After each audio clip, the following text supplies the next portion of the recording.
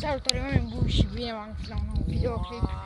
Dacă mergem către biserică, eu nu vă văd pe voi, adică nu vă văd pe mine, deoarece e soarele. Dar, hai să mergem la biserică. În simulare tu poți să faci tot ce vrei. Poți să iei și 3 și 4. Nu contează, e simulare. Dar tu știi că tot atâta. Știi și să vede în alta.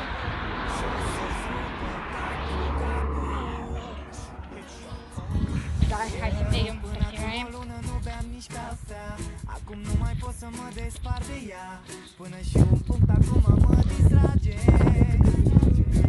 De când cu mărul ai mei mi-au făcut program.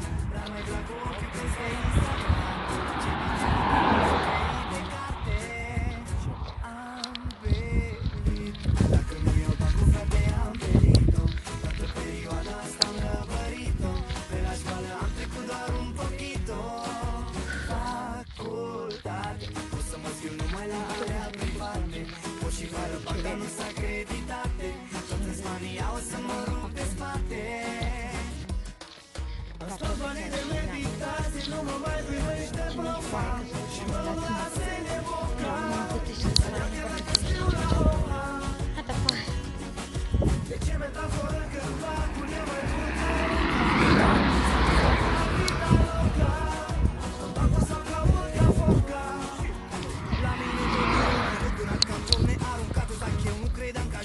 Dar acum nu știu cum dracu fac. Parcă și vă la rezultate cum îmi zice picat. Și parcă l-au pe tata cum îmi spune te bat. Cum să învăț frate la geografie despre babe, când de-abia eu pot să le mai despart cu silabe. Că doar când mă gândesc inima îmi bate tare. În timp ce editam am observat că acest videoclip nu are un sfârșit, deci cam atât cu acest video, vă să vă spun de